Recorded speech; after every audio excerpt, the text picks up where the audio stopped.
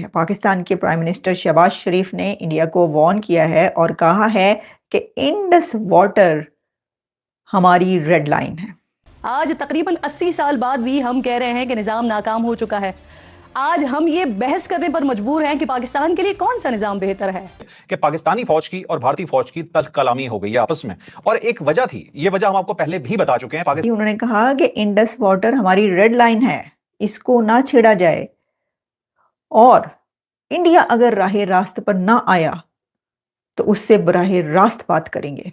और दूसरी वहां पर शहबाज शरीफ ने जो तकरीर की, उन्होंने कहा कि पानी हमारी रेड लाइन है और इंडिया को बताना चाहते हैं कि अगर वो सीधी तरह से नहीं मानेगा तो हम डायरेक्ट उनके साथ जैसे जंग या कोई और चीज हो सकती है। यहां पे काम हुआ था कि बहुत हैवी डिप्लॉयमेंट एक बड़े असले की पाकिस्तान ने की थी, जो बहुत मॉडर्न असला है, उस पर बड़ी शदीद तकलीफ हुई है भारत को। तो ये आपको बताएंगे ये क्या मसला है, लेकिन मामला थोड़ा गड़बड़। ये कहने के बाद साथ ही उन्होंने ये कहा कि हम जंग नहीं, हम तो अमन चाहते हैं। ओ भाई, जरा ये थोड़ी सी तड़ी लगा ही दी थी, धमकी लगा ही दी थी, तो थोड़ी देर रुक तो जाते।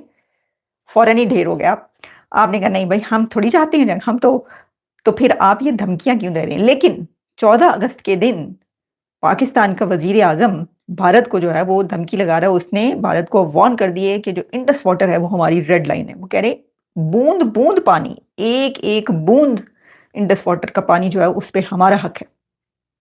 अच्छा जी, मैं आपको बताती हूँ जी उन्होंने क्या फरमाया। नमस्कार दोस्तों, भारत ने 15 अगस्त को अपना स्वतंत्रता दिवस मनाया। उससे एक दिन पहले पाकिस्तान ने भी 14 अगस्त को अपना आज़ादी का दिन मनाया, और इसी दिन पाकिस्तान के प्रधानमंत्री शहबाज शरीफ ने भारत को जंग की धमकी तक दे डाली है। आपको तो पता ही है दोस्तों कि भारत ने पाकिस्तान जाने वाले पानी को रोक रखा है, और इसी को लेकर पाकिस्तान की तरफ से रोज नई धमकियां आती ही रहती है। लेकिन इस बार पाकिस्तान के प्रधानमंत्री शहबाज शरीफ ने भारत को जंग की धमकी तक दे डाली है। आपको तो पता ही है दोस्तों कि पाकिस्तान का प्रधानमंत्री हो या कोई भी सरकार का नेता, वह बिना पाकिस्तानी आर्मी के आदेश और सलाह के कुछ नहीं बोलता है। लेकिन जिस तरह से पाकिस्तान ने भारत को जंग की धमकी दी है, उसको लेकर पाकिस्तानी मीडिया में भी एक बहस छिड़ गई है। अब इसी को लेकर पाकिस्तानी मीडिया का कहना है कि भारत को जंग की धमकी देकर कुछ हासिल नहीं होने वाला है, क्योंकि भारत जिस तरह से अपनी ताकत को बढ़ा रहा है, अगर जंग भी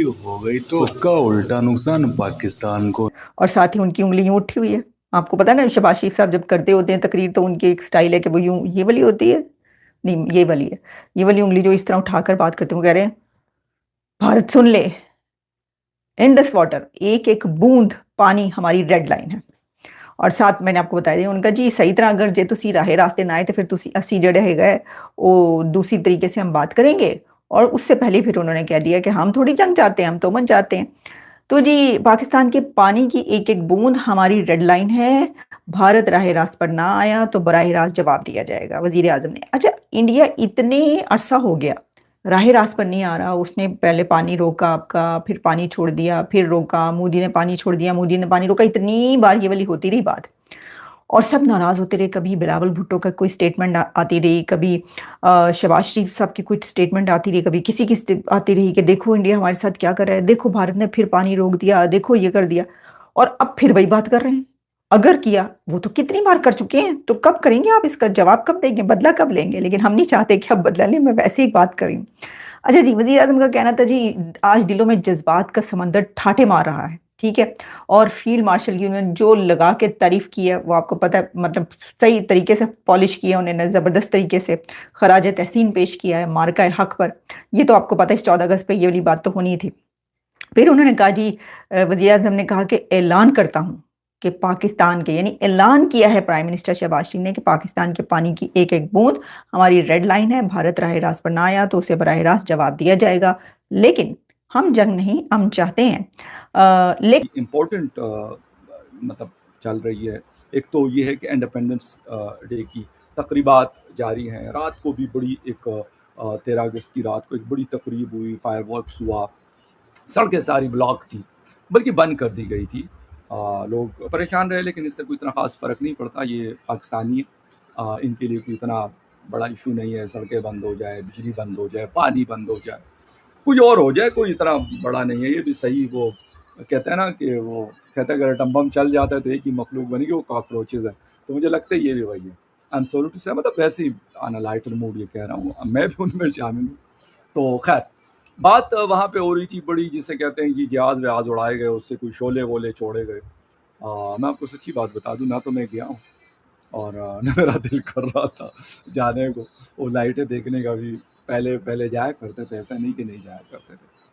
तो खैर नहीं गया, हर किसी की अपनी मर्जी होती है। जिनको जाना था वो गए होंगे, जिन्होंने नहीं जाना था वो नहीं गए होंगे। खैर anyway, बात हो रही है इस वक्त इंडस वाटर ट्रीटी की और उस तकरीर। लेकिन हमारी इस ख्वाहिश को कमज़ोरी ना समझा जाए।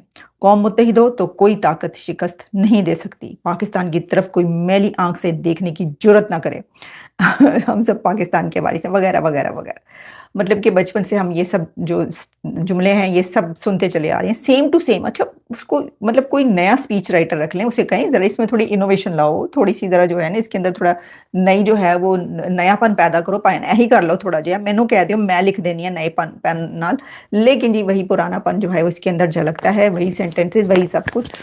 तो ये उन्होंने कह डाला है। अच्छा जी, अब एक तो हो गई ये बात।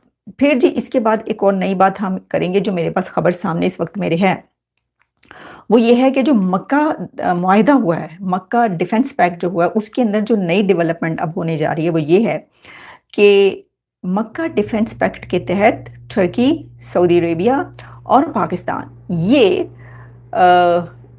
जो जॉइंट एक्सरसाइज है वो करने जा रहे हैं। अब इसमें यह है कि बहरी और फ़ज़ाई, यानी फ़ौजी, बहरी, फ़ज़ाई, तीनों अफवाज की जो है ना, एयरफोर्स भी शामिल होगी, आर्मी भी शामिल होगी, सारी नेवी भी शामिल होगी, वो वाली ये जॉइंट एक्सरसाइज करने जा रहे हैं की। वो तो मैं आपको बताऊंगा वहाँ पे क्या क्या मामला चले, लेकिन प्राइम मिनिस्टर शहबाज शरीफ ने कहा कि भारत ने एकतरफा तौर पर इंडस वाटर ट्रीटी जो है एग्रीमेंट है उसको सस्पेंड किया है, ऐलान करते हुए कि पाकिस्तान के पानी की एक एक बूंद हमारी डेडलाइन है, हम जंग नहीं अमन चाहते हैं। भारत राय रास्त पर ना आया तो इसे बराह रास्त जवाब देंगे। इस्लामाबाद में मार्का हक में पाकिस्तान की शानदार कामयाबी की याद में कायम यादगार फ़तह की इफ्तिताई तकरीब से खिताब में प्राइम मिनिस्टर शहबाज शरीफ ने कहा कि यादगार फ़तह के साए में पूरी कौम को जश्न आज़ादी मुबारक हो। कायद आज़म ने कौम को ग़ुलामी के अंधेरों से निजात दिलाकर आज़ादी दिलाई। मार्का हक की कामयाबी पर पूरी कौम को खराज तहसीन पेश करते हैं। यादगार फ़तह अफ़वाज पाकिस्तान की बरतरी की अलामत है। वज़ीर आज़म का कहना था कि आज दिलों में जज्बात का समंदर टाटे मार रहा है।